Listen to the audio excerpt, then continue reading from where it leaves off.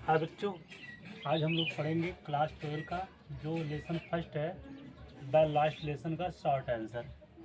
क्या पढ़ेंगे? Class 12 lesson first the last lesson short answer. Short answer का ये पार्ट 2 है।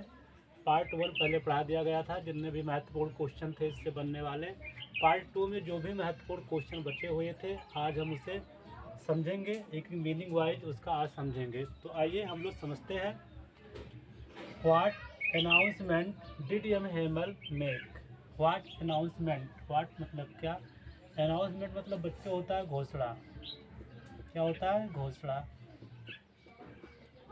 व्हाट अनाउंसमेंट, क्या घोषणा, did M Hamel make, did M Hamel make मतलब एम हेमल जो टीचर थे उन्होंने क्या घोषणा की। What announcement did M Hamel make मतलब एम हेमल ने क्या घोषणा की। What was impact of this on French?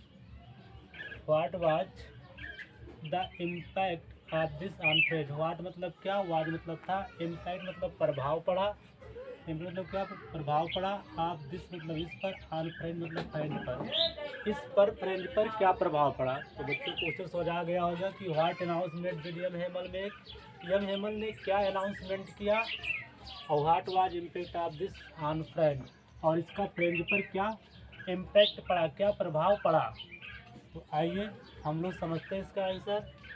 तो the announcement made by M Hamel, the announce मतलब घोषणा, मेड बाय किया गया, एम हेमल किसके द्वारा, एम हेमल। एम हेमल क्या थे? टीचर थे। That there was an order, that there was an order, order मतलब आदेश आया है, फ्रॉम बर्लिन, कहाँ से? बर्लिन से। The announcement made by M Hamel, M Hamel द्वारा घोषणा किया गया कि देयर वाज एन ऑर्डर, एक ऑर्डर आया, आदेश आया है, फ्रॉम बर्लिन, कहाँ से? बर्लिन से, टू स्टॉप टीचिंग फ्रेंच, क्या आदेश आया है? टू स्टॉप मतलब रोकने का, के लिए, टीचिंग मतलब पढ़ाने, फ्रेंच मतलब फ्रेंच भाषा। तो बर्लिन से आदेश आया है फ्रेंच भाषा को स्टॉप करने के लिए। तो अनाउंसमेंट एम हेमल द्वारा किया गया कि बर्लिन से आदेश आया है फ्रेंच भाषा को रोक लगाने के लिए। And that this was their last French lesson, और उसने ये भी कहा एंड और दैट दिस वाज ये था, ये था, देयर मीन्स उनका, लास्ट मतलब अंतिम, फ्रेंच लेसन मतलब फ्रेंच पार्ट, और उन्होंने ये भी कहा ये उनका फ्रेंच का लास्ट लेसन है। क्या है बच्चों? लास्ट लेसन है मतलब लास्ट फ्रेंच लेसन, अंतिम फ्रेंच का पार्ट है। तो एम हेमल ने क्या घोषणा की? एम हेमल ने घोषणा की कि that there was an order from Berlin, Berlin से एक आदेश आया है to stop teaching French, French को पढ़ाई बंद करने के लिए। और उन्होंने ये भी कहा कि एंड दैट दिस वाज, और ये था, देयर लास्ट फ्रेंच लेसन, उनका अंतिम lesson, seem to be thunder clap to French. तो उसे सेम प्रतीत हुआ टू बी थंडर के मतलब से बिजली गिर गई, क्या गिर गई? बिजली गिर गई, टू फ्रेंच, किस पर? फ्रेंच पर। तो जब इतनी बात एम हेमल ने कहा तो फ्रेंच को ऐसा लगा कि इस पर क्या गिर गई? थंडर क्लैप हो गया, बिजली गिर गई। He would no longer be able to learn French his mother tongue. अब वो सोच रहा है, ही मतलब वो, would no longer be able to learn, वो सीख नहीं पाएगा, क्या नहीं सीख पाएगा? फ्रेंच, अपनी जो फ्रेंच है, फ्रेंच भाषा नहीं सीख पाएगा, हिज मदर टंग जो उसकी मातृभाषा थी। अब वो he would no longer be able, वो आगे समझ नहीं पाएगा, सीख नहीं पाएगा, to learn French his mother tongue, अपनी जो मदर टंग है, मातृभाषा है, वो उसे नहीं सीख पाएगा। तो उम्मीद है बच्चों ये क्वेश्चन समझ में आ गया कि एम हेमल ने क्या घोषणा की, इसका फ्रेंच पर क्या प्रभाव पड़ा। तो द अनाउंसमेंट मतलब घोषणा बच्चों, क्या होता है? घोषणा। The announcement made by M Hamel, M Hamel द्वारा घोषणा किया गया that there was an order from Berlin, कि एक ऑर्डर आया है, फ्रॉम मतलब से, बर्लिन मतलब बर्लिन से, बर्लिन से एक आदेश आया है टू स्टॉप मतलब रोकने के लिए, टीचिंग मतलब पढ़ाने, फ्रेंच मतलब भाषा, फ्रेंच भाषा को रोकने के लिए एक आदेश आया है बर्लिन से। एंड और दैट दिस या वाज मतलब था, देयर मीन्स उनका, लास्ट मतलब अंतिम, फ्रेंच मतलब फ्रेंच, इसे मतलब लेसन, और ये उनका अंतिम फ्रेंच का पार्ट था। Seem to be thunder clap, मतलब प्रतीत हुआ जैसे उस पर थंडर क्लैप हो गई, बिजली गिर गई किस पर, फ्रेंच पर।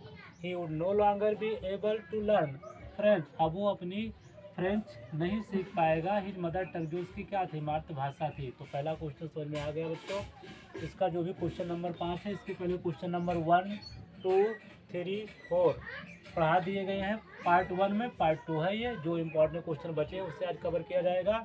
अगला question, what did M Hamel tell them about the French language. What मतलब क्या, यम हेमल मतलब यम हेमल, टेल मतलब बताया, देम मतलब उनको, अबाउट मतलब के बारे में, फ्रेंच लैंग्वेज मतलब फ्रेंच भाषा के बारे में।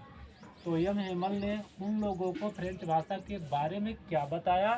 What did he ask them, what मतलब क्या, ही आस्क मतलब उन्होंने उससे कहा, देम मतलब उन लोगों से, टू डू करने के लिए, और उन्होंने उनसे क्या करने के लिए कहा, एंड व्हाई और क्यों। क्वेश्चन समझ में आ गया।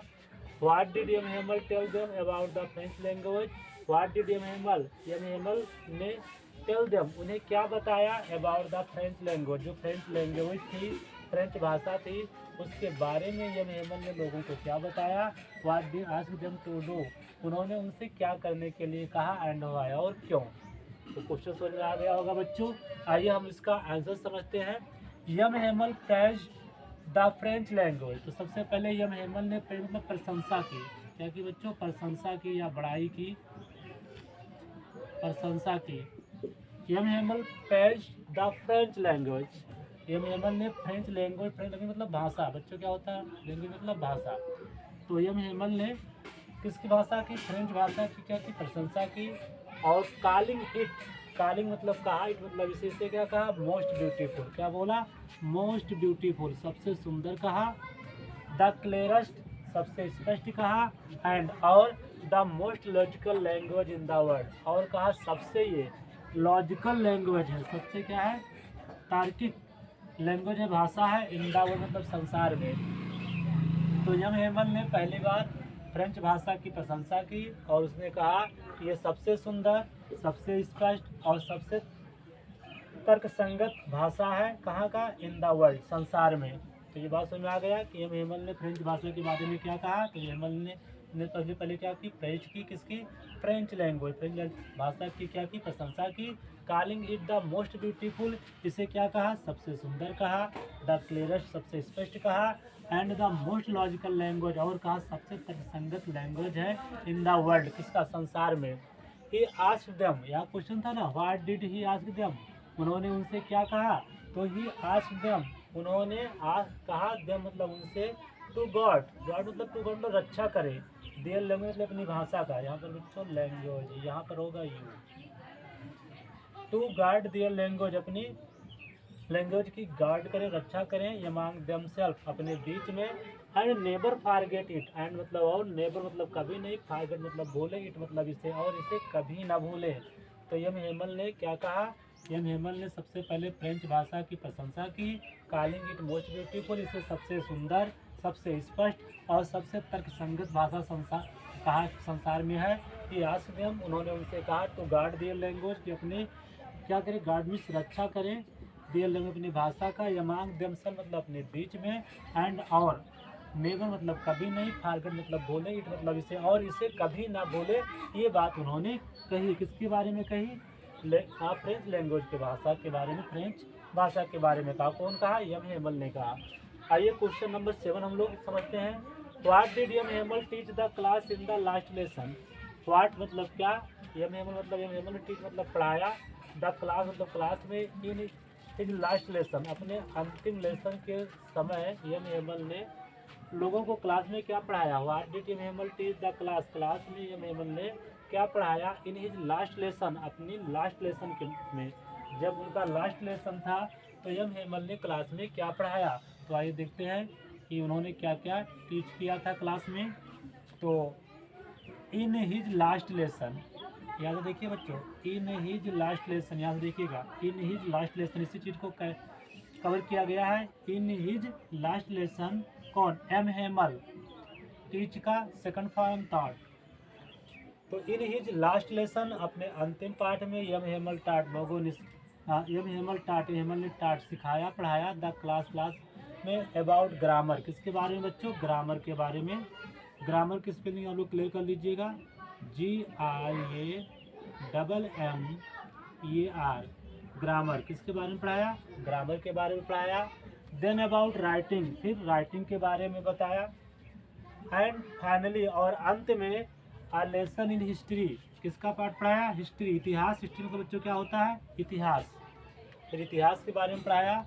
मोर देन दिस, और इससे अधिकतर, he made his students realise the importance of their mother tongue. और इससे अधिकतर बात उन्होंने लोगों को क्या सिखाया? ही मेड हिज स्टूडेंट्स, उसने अपने स्टूडेंट्स को रियलाइज, एहसास कराया। द इम्पोर्टेंस मतलब बच्चे होता है महत्व, क्या होता है? महत्व ऑफ दियर मदर टंग मातृभाषा। और उन्होंने सबसे ज़्यादा अधिकतर चीज अपने बच्चों को अपनी मातृभाषा के महत्व के बारे में एहसास कराया। एंड टॉट देम, और उन्हें सिखाया to take pride in their language. To take pride, गर्व करें, इन देयर लैंग्वेज, अपनी भाषा पे। और ये भी सिखाया कि अपनी भाषा पर गर्व करो। तो एमएमएल ने क्लास में अपने अंतिम पाठ के समय क्या पढ़ाया? इन हिज लास्ट लेसन, अपने अंतिम पाठ के समय एमएमएल ने सिखाया द क्लास में अबाउट ग्रामर के बारे में।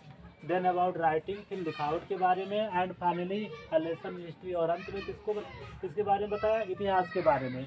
मोर देन दिस, सबसे ज़्यादा उन्होंने क्या बताया? He made his student realise, उन्होंने अपने स्टूडेंट को रियलाइज कराया, एहसास कराया द इम्पोर्टेंट महत्व ऑफ दियर मदर टंग, अपनी मातृभाषा का।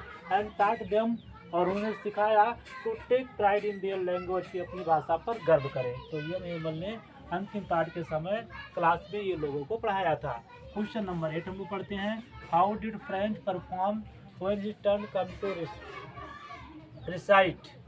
How did French perform, French ने कैसी परफॉर्म किया, कैसी प्रतिक्रिया की? व्हेन हिज टर्न, जब उसका टर्न आया, कम टू रिसाइट, सुनाने का। रिसाइट क्या आ रहा है? मतलब फ्रेंच को जब सुनाने का टर्न आया, बारी आया, तो उसने क्या प्रतिक्रिया व्यक्त की? तो when it was French turn, when जब इट वाज फ्रेंच, इट मतलब ये, वाज मतलब था, फ्रेंच टर्न मतलब फ्रेंच की बारी, फिर हमें सुनाने की। ही गाट मिस्ड ऑन, वो उलझ गया। द फर्स्ट वर्ड्स, पहले ही शब्द में। जब फ्रेंच की बारी आई सुनाने के लिए, तो ही गाट मिस्ड अप ऑन, वो क्या हो गया? पहले ही शब्द पर क्या हो गया? फर्स्ट वर्ड, पहले ही शब्द पर क्या हो गया? उलझ गया। And stood at his place, और अपने स्थान पर खड़ा हो गया। स्टूड मतलब खड़ा हो गया, हिज माने अपने, प्लेस मतलब स्थान। तो मतलब बच्चों क्या होता है? स्थान, प्लेस, PLACE। स्टूड मतलब खड़ा हो गया।